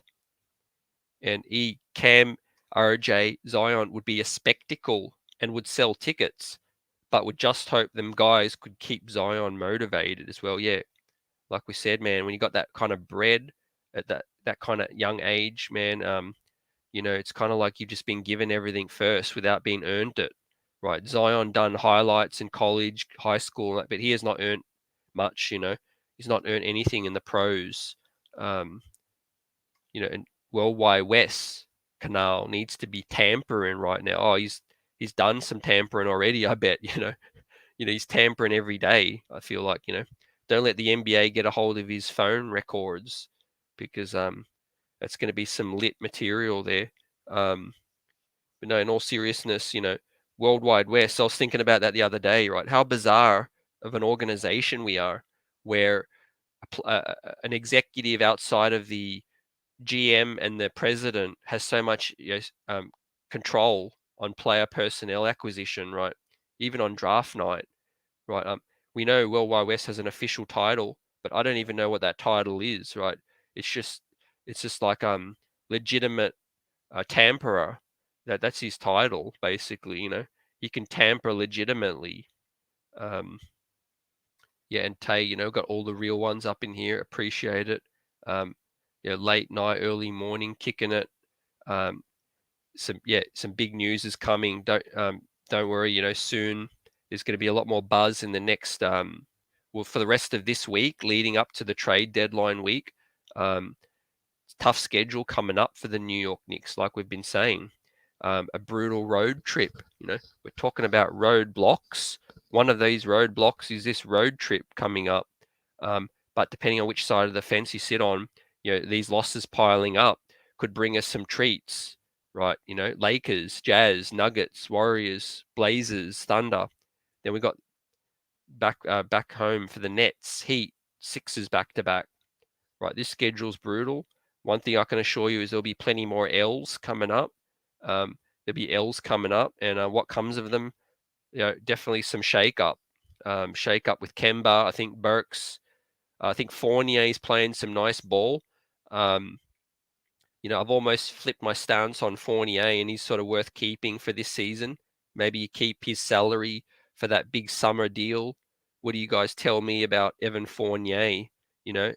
Have you turned around on Fournier, or are you thinking he's just balling out?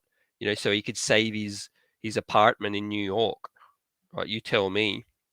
And Canal give no Randall IQ 4 firsts for Zion, Sadaransky, Temple, and Murphy as well. Wow. It's gonna be a blockbuster deal, that's for sure, right? And we know David Griffin, the GM there, if he's still there, he's gonna pull no punches against the New York Knicks, who, he went for the job with us, right? And didn't get what he wanted, didn't get the control, he wanted. So that's just something that's going to be even tougher to deal with right there. A bitter GM on his last leg. And Tay, it's funny to me.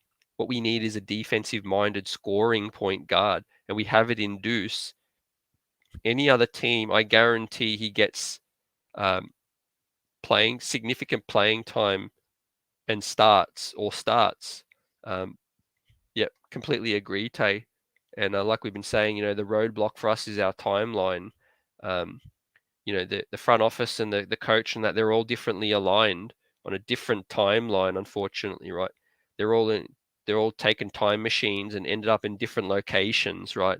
The location and date is present 2022, but to Tom Thibodeau, it's 1992. And for Leon Rose and some of these young players and whoever's drafting and all that, it's 2028.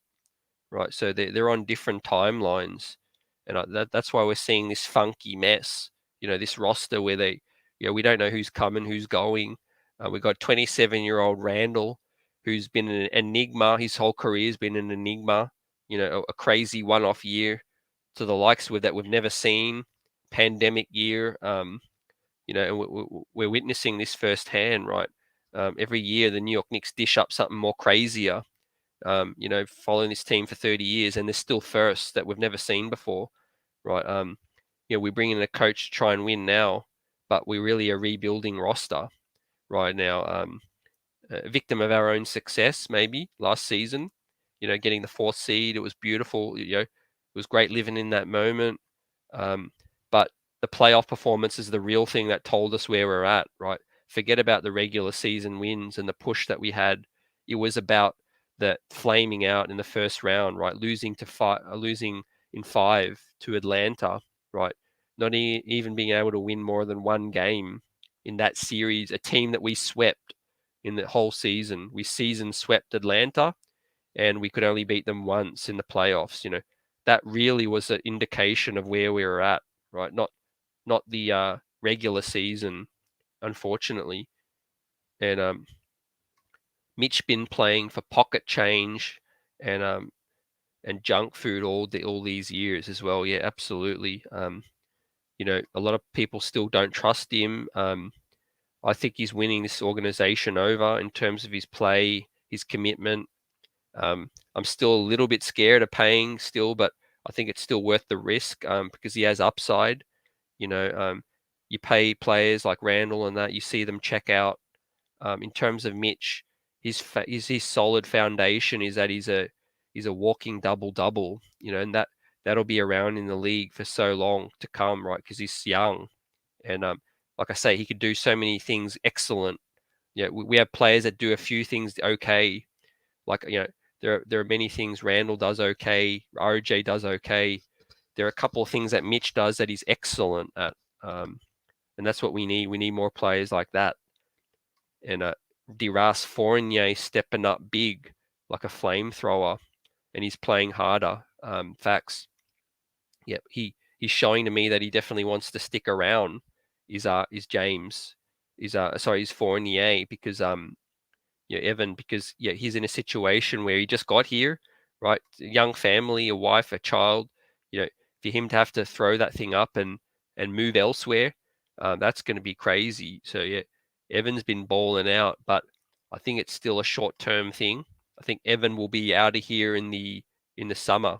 I could see that happening, but wouldn't mind holding on to that to the summer, for that salary, just to see what he could do. But salute to Evan. He's turned things around. Tonight he balled out.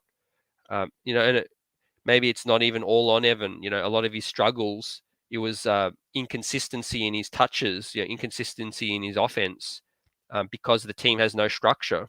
Right? There'd be times Fournier would start off well, have 10 points in the first quarter. There were many games, and then for the rest of the game, he'd have 2 points. He might have missed a couple of shots, but they also didn't get him in rhythm. They didn't keep him in rhythm as well. So Randall, that's on him a lot too. Keep the 2-man game going with RJ, with Fournier as well. Just be less predictable. Our offense has been so predictable this season, right? You could almost see smart defenders get in the spot that they know we're going to get to, and they steal the ball in advance. They're thinking 3 steps ahead of what our players are thinking at times, right? We need some smart IQ ballers up in here. Like I said, with athletes too. Our roadblock we've always been going for players that are unathletic. This is a young man's game now, right? Either you're a Steph Curry and you're just a generational shooter like KD, but or Giannis, or you're just a crazy young athlete like Bam Adebayo, like Ja Morant, that kind of thing, right? In this league, it's crazy right now. You need a generational skill set, something to stand out, to keep you above everyone else. I've always been saying it's the hardest league in the world to win in. The NBA, 30, not only is there 30 teams, the way they do the lottery system and all the BS that goes on with that, it's tough to keep winning in this organization, in this association, right? You need to luck out like the Spurs, the Warriors. Get a LeBron, get a Giannis. I mean, those players come in once every generation, once every lifetime, and like I said, the New York Knicks need to pivot and to get with their own timeline right now. It's sick. It's time to stop treading water and run of the mill mediocre stuff right now. Rocking out with a player as our best player that's really a third best player on a winning team. We need to shift these up and shake it up. And like I said, next week, the rest of this week, a lot of games to look out for. And the New York Knicks got the Lakers, coming up now on Saturday. That's always a fun matchup against the Lakers that are struggling. Then the Jazz.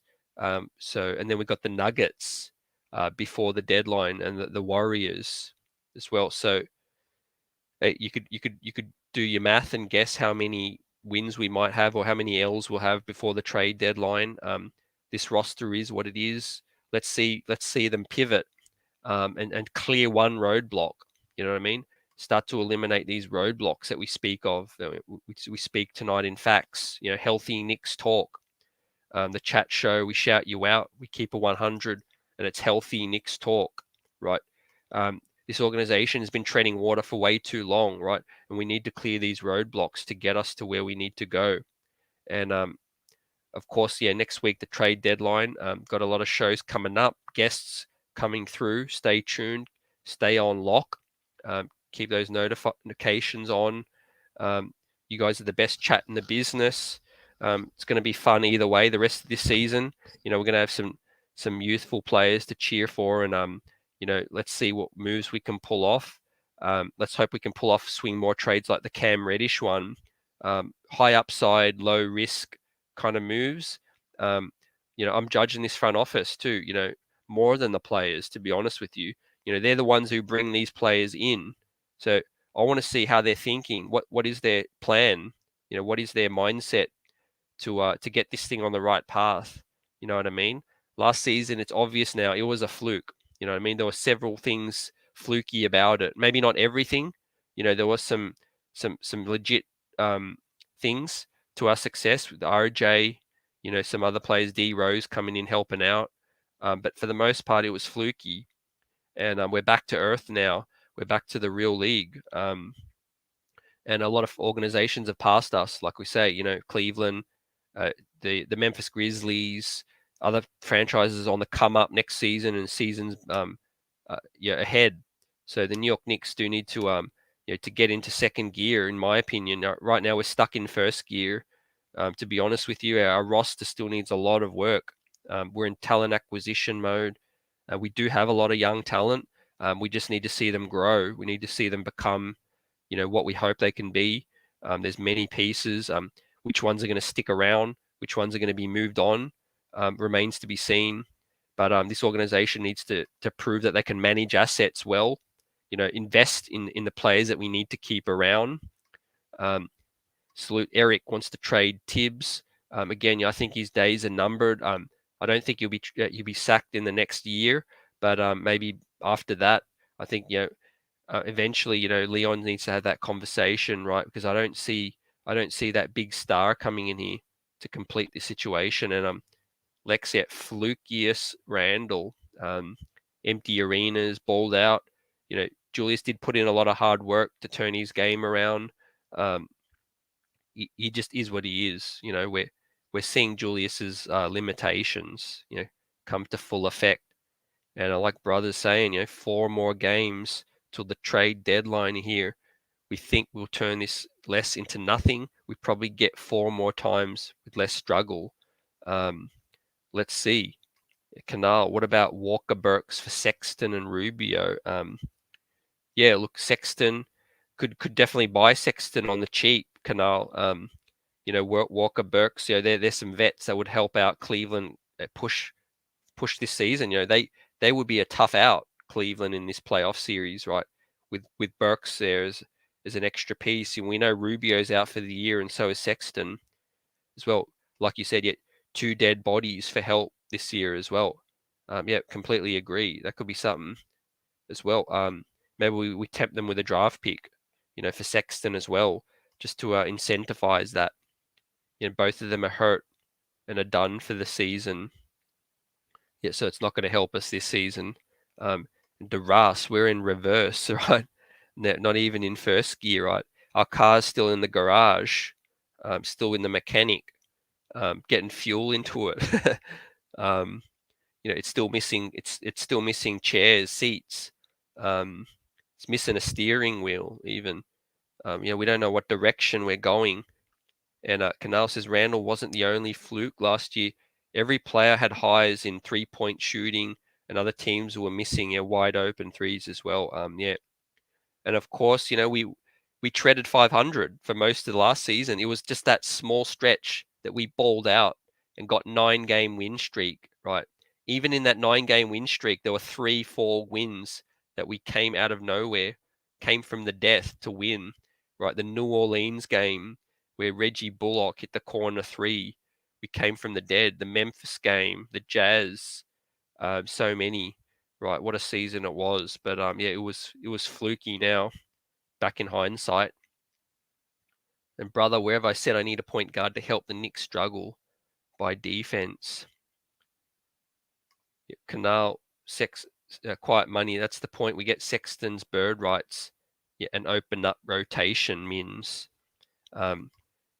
That could be what this organization does.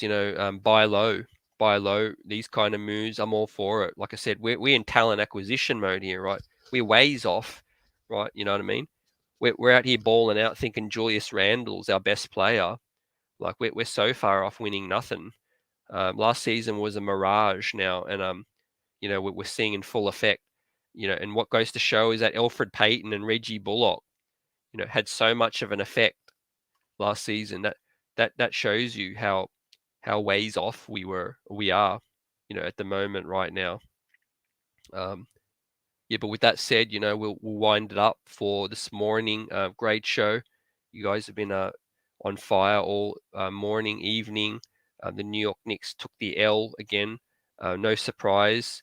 We go out west, wild west into LA. we know the media, the spotlight, the trade buzz is swirling LA as well. They're underachieving. But yeah, you guys got this thing on lock. You already know what it is. The chat show, we shout you out. Keep it 100. Healthy Knicks talk. And we'll be back for more in a New York minute. And peace.